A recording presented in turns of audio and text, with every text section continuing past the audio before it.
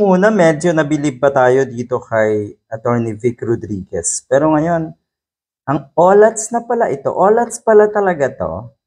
Tsaka isa pa, ang babaw.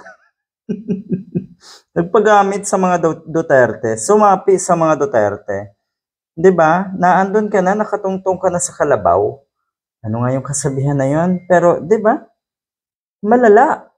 Kasi etong kanyang live na ito, sabi niya dito, ang solusyon daw or hindi daw solusyon sa kagutuman at kriminalidad ang impeachment. At sino ba nagsabi sa iyo na ang impeachment ay solusyon doon?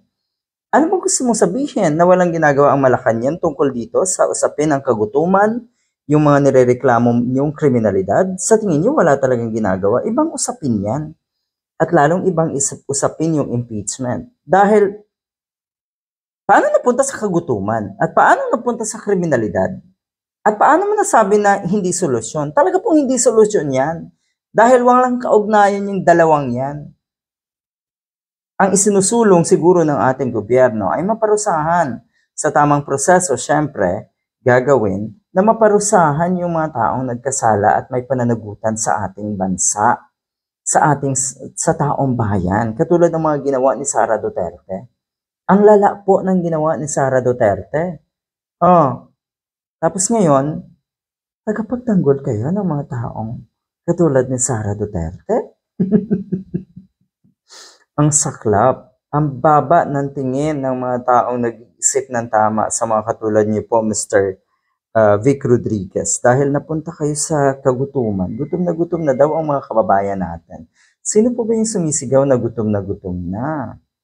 Sa tingin ko kayo, na mga nasa paligid ni Digong. Pero ibang gutom ang nararamdaman nyo eh. Kagutuman sa power. Dahil gusto nyong ma-look agad ang idolo nyo na si Sara Duterte. Kagutuman sa power ang isinisigaw nyo.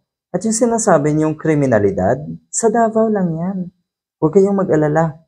Kaya naman daw ni Digong at ni yung mayor ngayon ang kriminalidad sa Davao. O sige, kaya naman pala eh. So sa inyo lang naman yan dyan sa Davao City. Ang sabi nga ng isa, hindi na daw maiiwasan ang impeachment.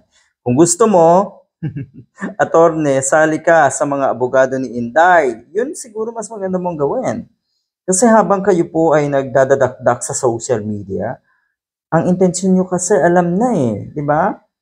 Mangalap ng simpatya sa taong bayan, maghasik ng kasinungalingan laban sa nasa Malacanang, at para nga galitin ang ating mga kababayan. Galitin ang ating mga kababayan para magkaisa na daw at patalsikin ang nasa Malacanang. Kayo lang po ang may galit sa katawan. Ang mga kababayan po natin, masasayang namumuhay dahil sa tingin ko rin napupunta na sa maayos na kalagayan ng ating bansa. Yun ang nakikita at naoobserbahan ko rin. Malabo ka daw kasing manalo, napakalayo. Number 27 ka sa mga survey. Sobrang layo. Kaya ito ba ang paraan mo daw? Guluhin? Maghasik na lang ng kasinungalingan? Kung may galit ka sa nasa Malacanang at kung meron kang alas laban sa nasa Malacanang, pwede mo namang ilabas.